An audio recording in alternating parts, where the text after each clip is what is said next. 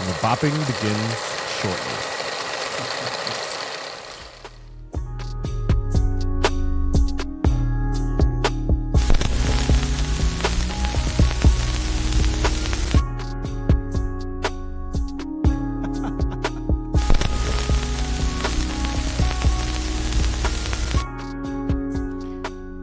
Hello and welcome to the HR Data Labs Brown Bag Lunch. I am your host, David Turetsky, and we are sponsored by Salary.com. And today we have with us our friend, Mike Curran, who had been here, I guess a few weeks ago, and we just didn't finish. We had to keep going because there was so much to discuss. So Mike, welcome back. Thanks, David. I'm glad to be back. So, Mike, I'm not going to make you go through everything that we talked about last time. In fact, if anybody wants to know about how accomplished and how brilliant Mike is, go listen to the last one because it was a lot of fun. But I will say, I went to Amazon and I have your book in my shopping cart. I don't remember whether it was the first book or the second book, but I think it was the one you talked about where you use the narrative of being in the person's life. Right. Yeah. It's a novel. I need to read that one. Yeah, I'm going to write a book about you and Data Labs. It's going to be a rip roaring page turner. I'm sure it's going to be a page turner. And you know it's going to be a page turner when someone falls asleep and it's turning their stomach and it's also on their chest as they fall asleep. Yeah. That's what it'll be. Yeah, given the intro so far, I think people are shutting off right now. So, no, I doubt it. Because today we're going to keep going on talking about effective uses of market data. And if they had listened or watched the last podcast, we had started talking about the evolution of market pricing and use of market data from its infancy. And I think we got beyond the Pleistocene era.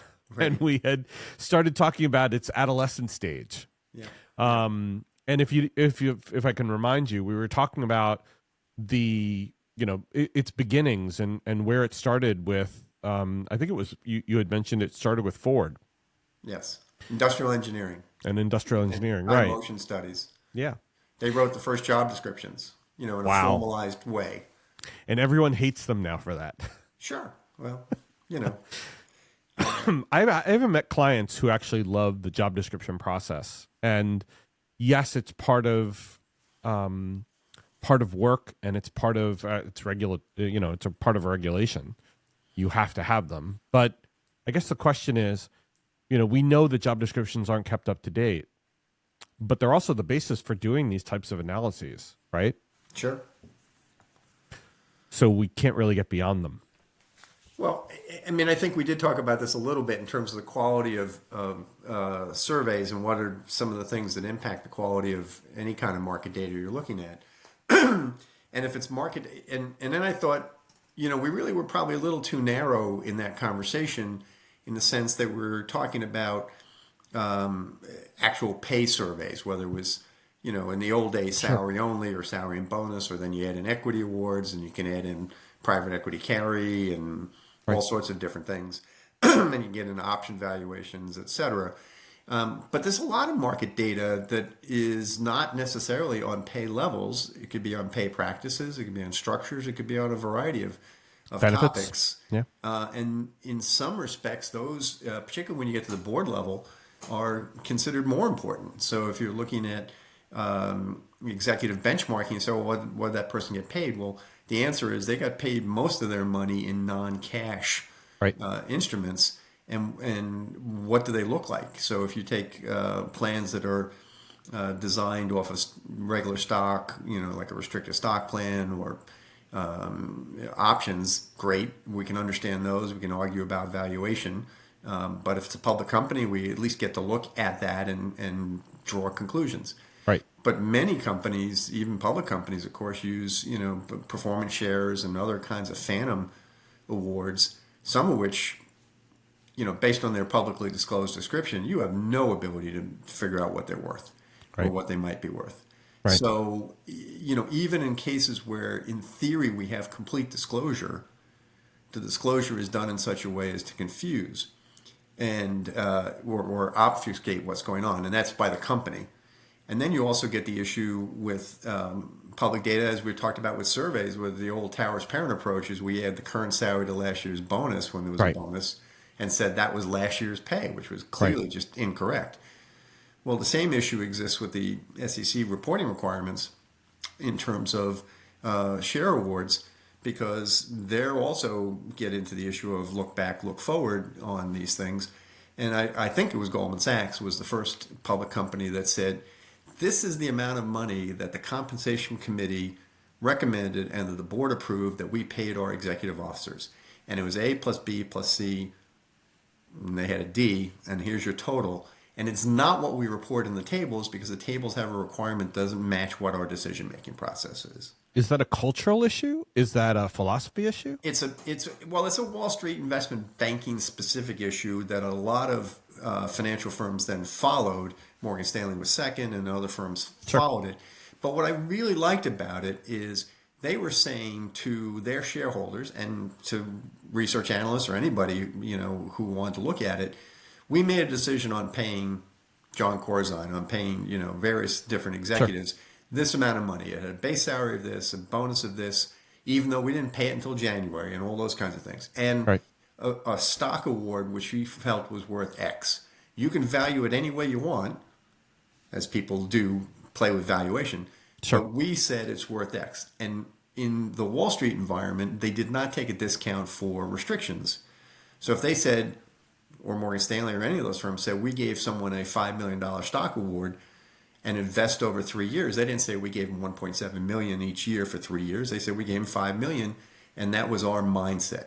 Right. Well, that's an interesting wrinkle in terms of comparability to other industries, as many people will do for executive jobs, Right. and not stay within their own industry. But it's also an insight into what the company was thinking when they made the decision. Right. Whereas you don't actually get that information. You certainly don't get it on non-execs, because there's no description. The pay philosophy doesn't tell you very much about how they made individual pay decisions below exec level. So that is an interesting disclosure point. And it certainly leads into a topic of whether all disclosure is good, all disclosure is informative, some disclosure is misleading.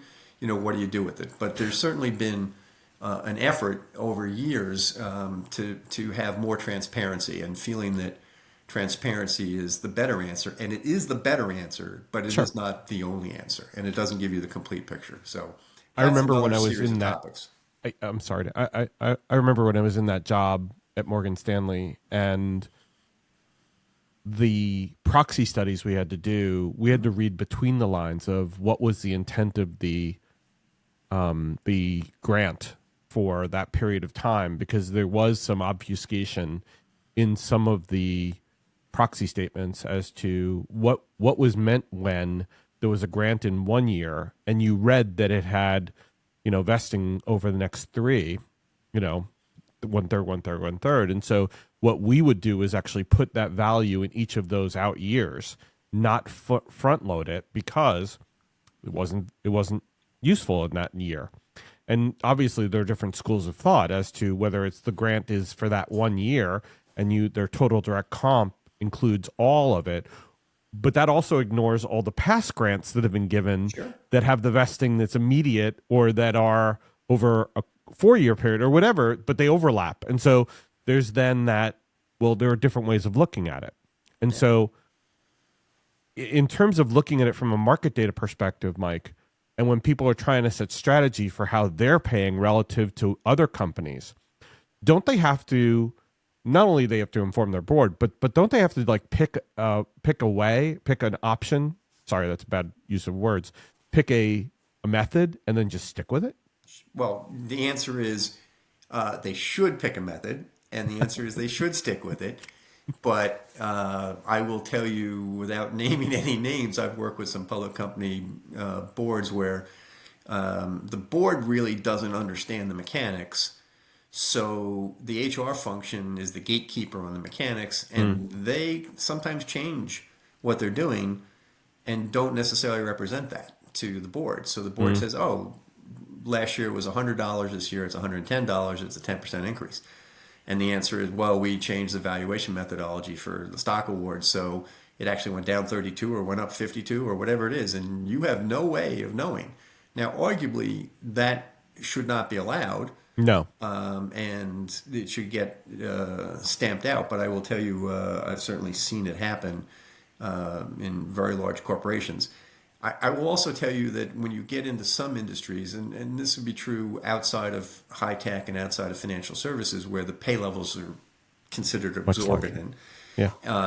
But if you're in a traditional manufacturing or retailing business, and the pay may not, for executives in particular, may not bounce around very much, and they're not attempting to have it bounce around very much, there doesn't tend to be either much distortion in the way the equity awards work, or there's not much focus on it, or Right. we get you get a lot of focus, and particularly if you work in certain industries, you get a lot of focus on the top end numbers. But there are many industries where even the CEO doesn't make very much money. So, and a lot of it's base salary. So, there's not a lot of distortion. There's not a lot of potential for problems. It's Right. really the industries with the highest degree of leverage in their incentive plans, Right. and the more complicated incentive plans where But you also get a lot of beta or a lot of difference in the variability of the stock, and you also have a lot of variability in the performance, and therefore, Sure. in the more highly productive Leverage. and the high throughput, whatever you want to call it, but in those more, I call them more sleepy industries, there is that steadiness, and grants aren't as large, but they have more potential for growth because there is less variability. Now, I'm not saying that there's growth in their total direct comp because of that, because it's much smaller, but at least it's steadier, or at least there's not the promise of steady, but at least the kind of the blaseness. It probably will go up, but we don't know. Yeah. Um, it's interesting you use the word blasé. I mean, sometimes if you think about the big money managers who have to vote for or recommend voting for all these shares they have in these mutual funds, or where they're making the decision. So when you get these say on pay votes, and I think they probably do get a little, because they're dealing with hundreds, if not thousands, of these votes, and none of them have the resources to really evaluate it. So it's we're on a slightly different topic, but it's mostly outsourced to the proxy advisory firms, and they don't really have the resources to do it correctly either. So they come up with some standardized ways of doing it, and everybody just moves on as if that handles it. But you get blasé in the proxy advisory firm if it's $20 million, but it meets the model, and you get crazed if it's $3 million, but it's outside the model. So it's an interesting situation where the absolute amounts psychologically drive a lot of the drama, whereas in probably a lot of cases there's much more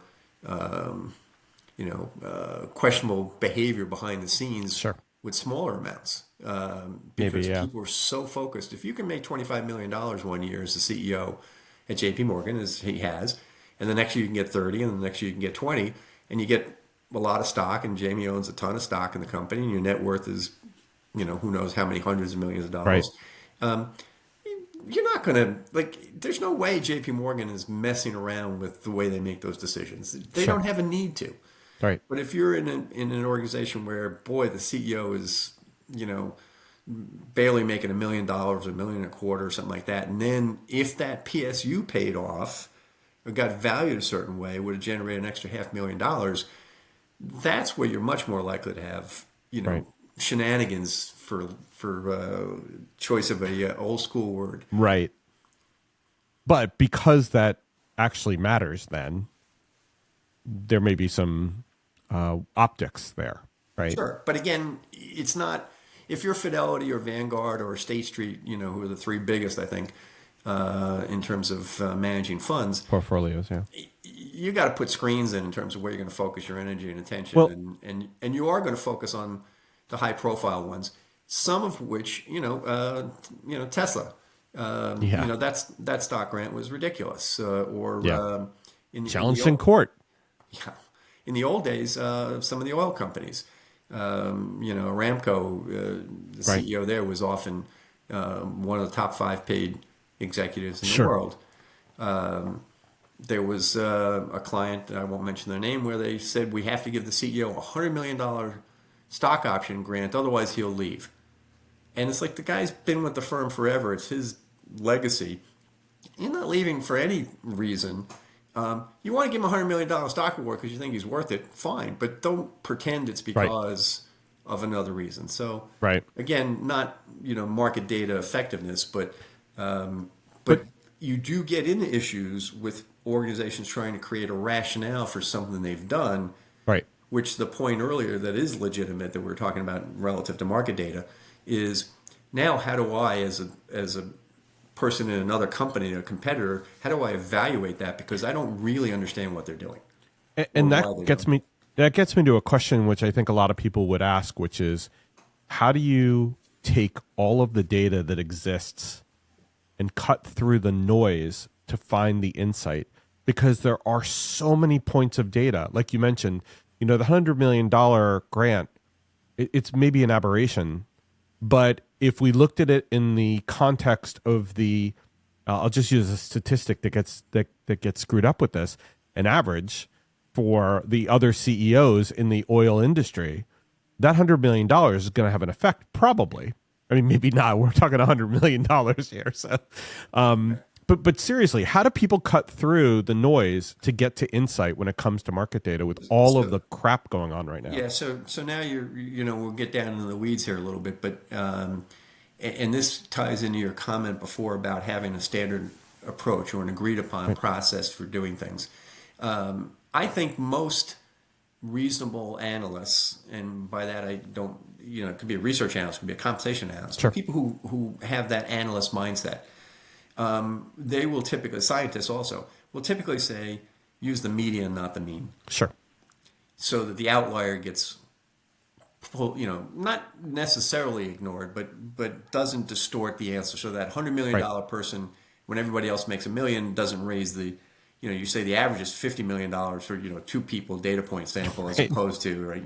Now, mind you, the median's the same answer in a two-person In data that sample case, yes. for anybody who was paying attention. But if you're in industries with high degree of volatility and high pay levels, you can't ignore the $100 million outlier, Right. theoretical outlier, because your CEO doesn't ignore it, or your head of whatever that business unit doesn't ignore it. And they probably So know about it too. absolutely know about it. Obviously, particularly if it's public data, Yeah. but even sometimes when it's not. So if you're managing a process, you're the head of compensation and benefits, or you're the head of HR, or you're a board chair, or the compensation committee chair, you need advice and counsel. You need information. You need someone to put something into context for you and say, well, that award was a one-time only, or that award was meant to be a 5-year grant, and they won't do another grant for 5 years. There are some Right. industries and some countries where that is more common than it is in the U.S. Sure. So you do need all that color commentary. You don't necessarily need it if you think back to where we started in the last conversation. If you're doing salary surveys, Sure. you're not looking at the same thing. Well, we didn't give a merit increase this year because we only give a merit increase every 3 years. Nobody does that. They may not be able to afford an increase, and they may zero out their budget, but it's not because their concept is merit increases are every 3, 4, 5 years. But that's also not going to show up as a blip on anybody's radar because it's just 3 or 2 or 4%. So it's Right. not going to cause that unless it's the market leader by sheer volume. Right. Absolutely. Although, again, there are industries that, when I started out at McLagan Partners and we were doing surveys, and we did a lot of stuff that was really brokerage firm driven, less commercial bank driven in the early years. Merrill Lynch was as big as most of the rest of the industry combined. Like if you looked at Sure. operations jobs or something like Yeah. that, or Yeah. technology jobs, Merrill had almost as many people as everybody else. So Right. if you weren't careful with the way you would analyze data, you would basically be comparing everyone in the market to Merrill Lynch. Right. Right. Right. And in in the old days, Citigroup probably on the banking side, et cetera, where they just had so many more people doing some job Sure. categories that can be a danger. Most industries don't have that, but it's a legitimate point. Yep. I think the other thing that we, when I was thinking about this and I wrote some notes for myself, if you have an understanding of what the market practice is, well, when you go back, you have to know who you want to compete with, Right. right? So some of the market data problems that any organization has is they have the wrong sample. They have the wrong peer group. They've been convinced that the peer group is the best three firms in the industry, best five Right. firms in the industry, and they're the 25th in the league table of any 25th largest oil company, 25th Right. largest retailer, et cetera. But it's like no, we have to compare ourselves to Right. ExxonMobil or whomever. Right. So there's always upward bias there. Warren Buffett has famously had a lot of quite negative things to say about pay consultants because they've ignored those biases and ginned things up. Now, mind you, when he became the controlling shareholder of Salomon Brothers, he had some really stupid compensation ideas himself. So Yeah. which didn't last a year. No, So not very long. the idea that you should ignore the experts because you're so smart in other fields is always a dangerous thing, but that's Yeah. a different topic.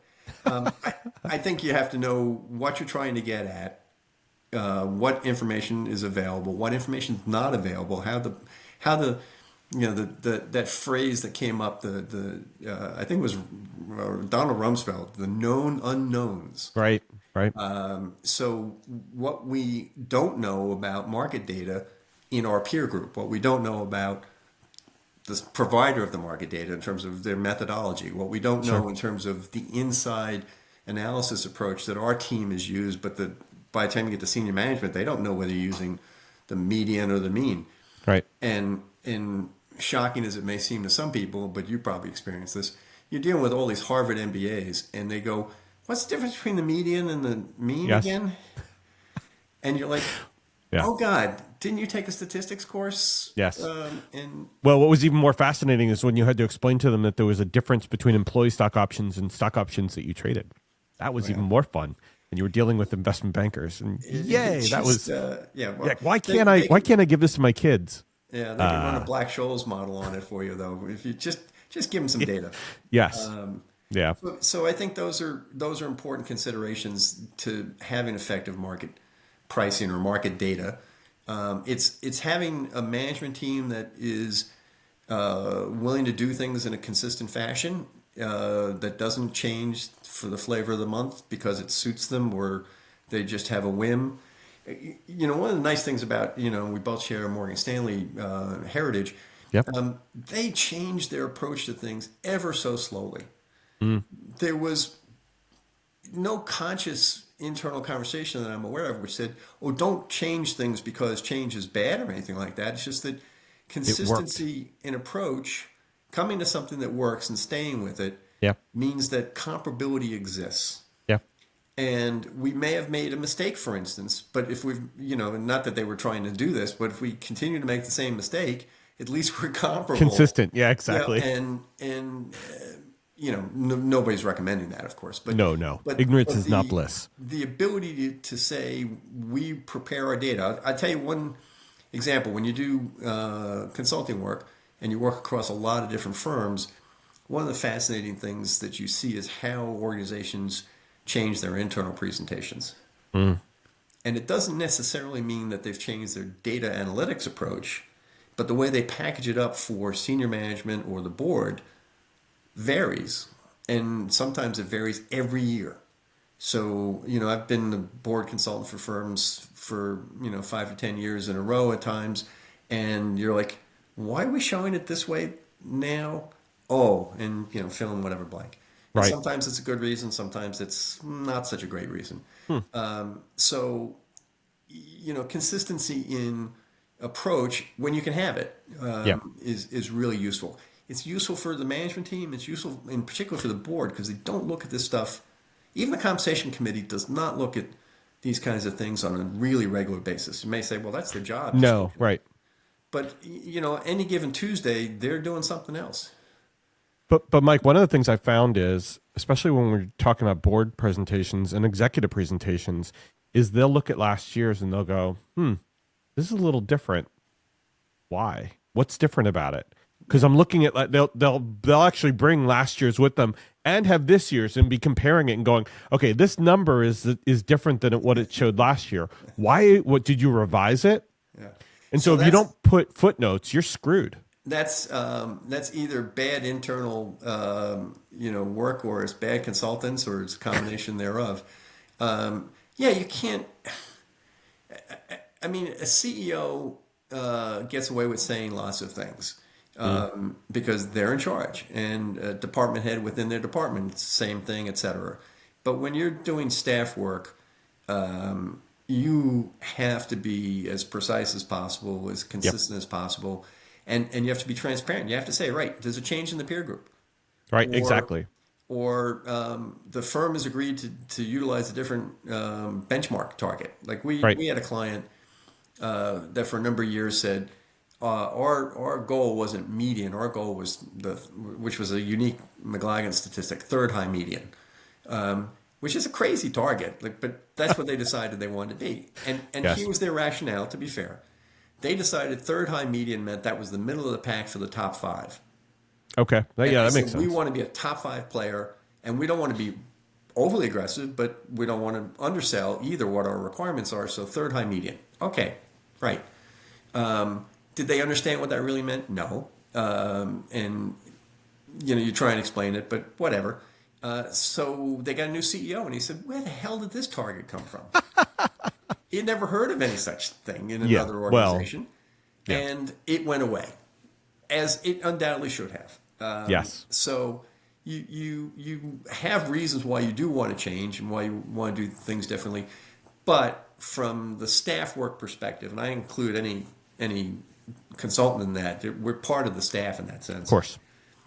You have to do all those things in terms of transparency and footnoting Yeah. and really footnoting is usually not good enough because I think people feel like you tried to hide something in a footnote. You almost need a page on the front end Right. of any presentation that says there are three notable things, Sure.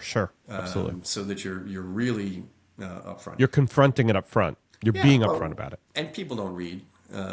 So if you say, well, there's 12 pages of footnotes, you're probably going to get fired. Right, but they'll go and look at a number. It's that number. Sure. They're looking at that number. Sure. And they're going to focus on that number forever. Absolutely. And God forbid that number is wrong, Mike. Yeah. Well, it's a number. We've both been in presentations where we've been confronted about one number. In a 20-page deck, we're confronted about one number, and we have to defend just one freaking number. Yeah. Well, I think the answer is why you prepare, right? Yeah. So Yeah. the higher the stakes, and that's high stakes when you have an audience that does that, right? Yeah. So the behavior of your audience matters. And again, we haven't talked about that, but it might seem like a silly thing, but it's not just your audience. You say, oh, it's a board, it's senior management, it's a department head, it's just a colleague. Those are all different audiences. Right. But how they behave and how they react, and there are some organizations where it's standard practice to scream at people, and there are others where Right. they would never do that. Right. So you have to understand, and there's places where you get 10 seconds to make the impression, and others where they're like, "Oh, we work with you for years, and we coach Right. and we learn and whatever." And if you're one type of person, and you're in the other organization, it isn't going to work well. No. So We've both been in those situations where Sure. we've shown up to meetings and it hasn't gone very well. And we're like, the exit's over there. yeah, now this is the bragging part of it. I didn't have too many of those meetings. Thank God. I can count those on probably two hands, maybe three, but which I feel quite fortunate in. But the hard part for me towards the end of my career is the reason some of those meetings would go sideways was the client. Yeah. And you have to sit there and go, right, how much can I point out they're an idiot? And the answer is usually not very much. No, not at all. Especially because that check that they're So going to have to sign has the word "not an idiot" on it. yeah, I actually never had. I got stiffed on one bill my whole career, which was amazing Wow, for that's $1,500. So next to nothing. that's not bad. Yeah, That's what we and call a rounding error. yeah, absolutely. For But some people, Mike. I think as institutions got bigger and bigger, you could have a bad meeting. You're still getting paid. They still paid Right. you. So I don't think that was Especially if there was yelling. no one took your salary away from you, David, did they? Not to this point, but that I'm going to knock on wood. Mike, We're we've about come out of to time. we've come to the end again of another jam-packed half hour of absolute market pricing, market data geekdom. But I'm going to ask you back again if you don't mind. Because I could talk to you Sure. all day. I think you have to find out if anybody else wants me back. But if you're inviting Oh, me, I'll show up. oh, okay, good. It's all I'm the only one who cares about this. Just kidding, audience.